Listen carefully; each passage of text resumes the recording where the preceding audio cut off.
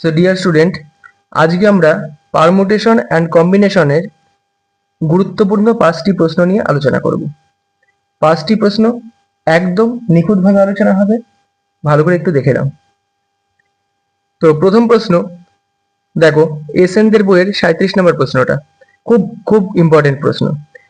0 1 2 3 4 5 6 7 8 9 এই অঙ্কগুলির সাহায্যে 1000 অপেক্ষা ছোট এবং 5 দ্বারা বিভাজ্য, 1000 থেকে ছোট হবে এবং 5 দ্বারা বিভাজ্য হবে যতগুলি সংখ্যা গঠন করা যায় তার সংখ্যা হবে।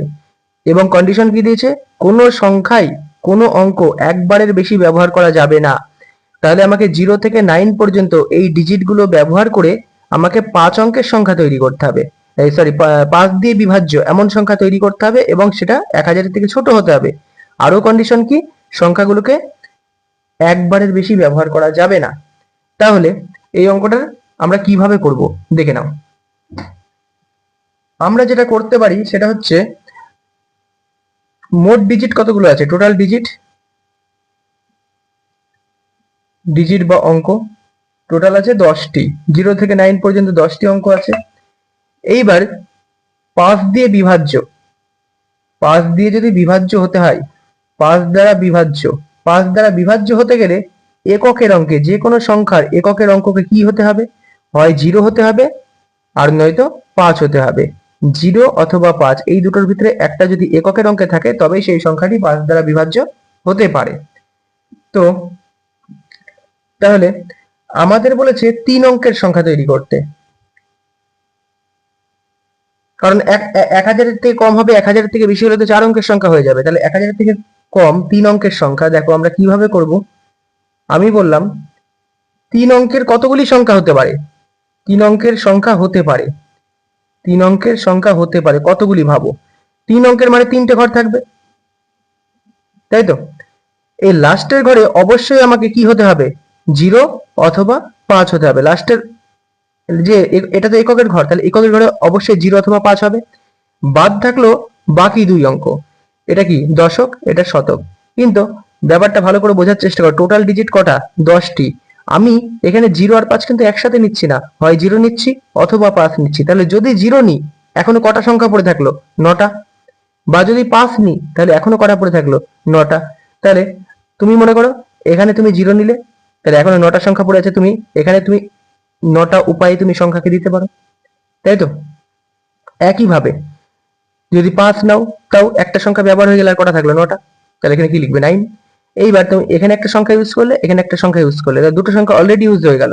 তাহলে এই অঙ্কে অর্থাৎ শতকের ঘরে তুমি কটা সংখ্যা বসানোর অধিকার আছে, তোমার অলরেডি দুটো সংখ্যা ইউজ হয়ে গেছে, 8টা সংখ্যা বসানোর অধিকার আছে। তাহলে কি হলো, 8 গুণ 9 গুণ এটা কি 2। 2 কেন, কারণ তুমি হয় 0 বসাবে নয়তো 5 বসাবে, তুমি দুটো সংখ্যার যে কোনো একটিকে বসাতে পারছো।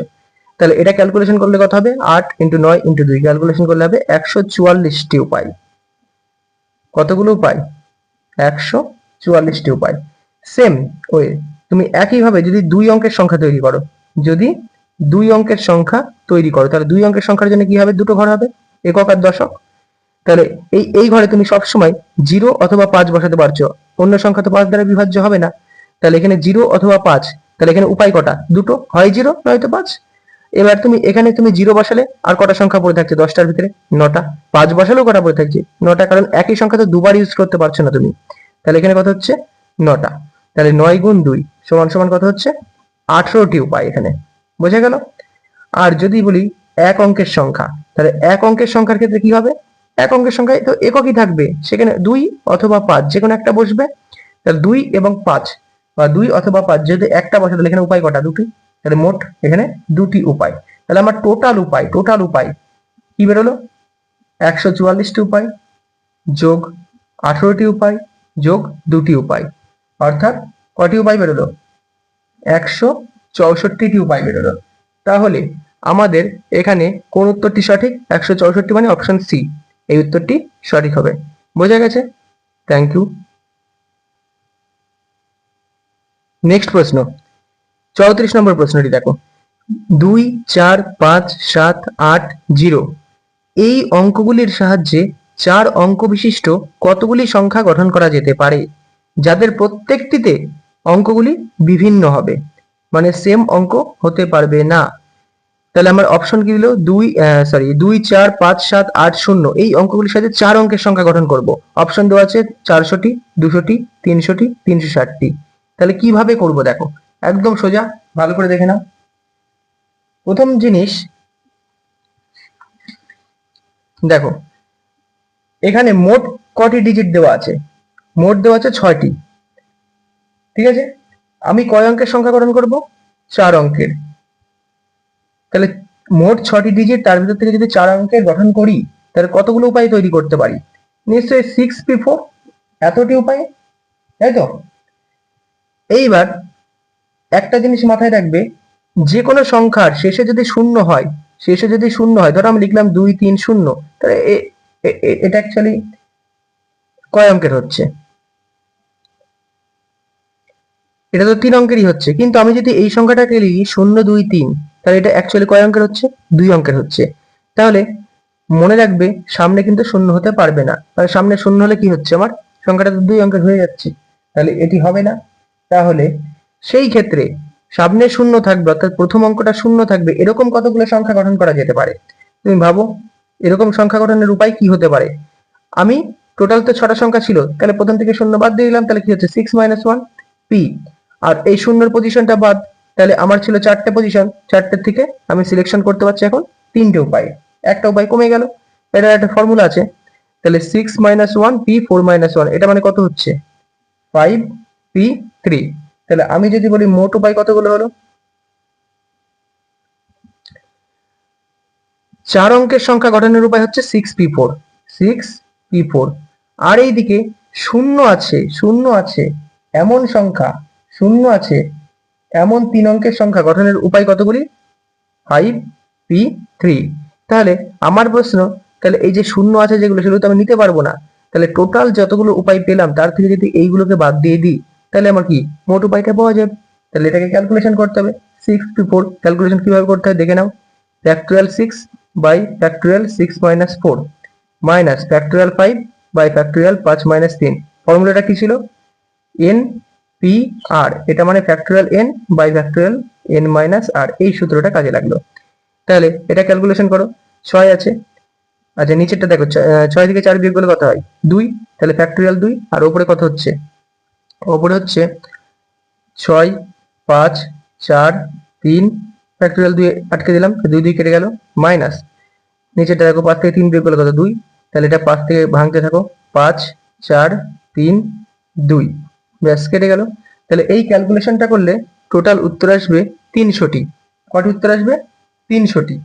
তাহলে আমার এখানে কোন অপশনটি রাইট হলো দেখা যাক। দেখো, option C is the right answer, 300টি। বোঝা গেছে? নেক্সট প্রশ্ন দেখো, 15 নম্বর প্রশ্নটি। এখানে কি বলেছে? 9pr সমান সমান 3024 হলে আর এর মান কত হবে? তাহলে এটা একটা পারমুটেশন, এটাকে আমাকে ভাঙতে হবে, ভেঙে দেখতে হবে কত হয়। দেখা যাক কত হয়। তাহলে প্রশ্নটি কি ছিল?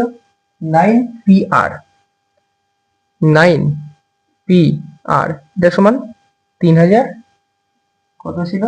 3024। তাহলে 9pr এটা সমান সমান কত? 3024। তাহলে আমরা যদি এই ফ্যাক্টোরিয়ালটাকে ভাঙি, তাহলে ভাঙলে পরে কি পাওয়া যাচ্ছে? ফ্যাক্টোরিয়াল 9 উপরে থাকবে, আর নিচে কত হবে? 9 মাইনাস আর সমান সমান কত? 3024। তাহলে 9 এটাকে ভাঙলে কি পাওয়া যাচ্ছে? 9, 8, 7, 6, 5, 4, 3, 2, 1 লেখাও যায়, না লেখাও যায়। 9 মাইনাস আর সমান সমান কত? 3024। তাহলে যদি আমরা দুই দিকে এগুলো ক্যালকুলেশন করে কাটাকাটি করো, তাহলে কি দাঁড়াবে? আমরা পাবো 9 মাইনাস আর সমান সমান 120 পাবো। কত পাবো? 120। একটু নিজেটা করে নিও কাটাকাটিটা।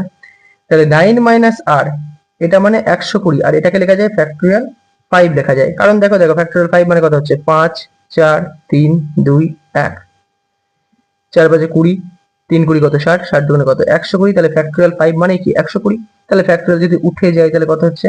9 মাইনাস আর সমান সমান 5। নেক্সট আর সমান সমান কত? 4।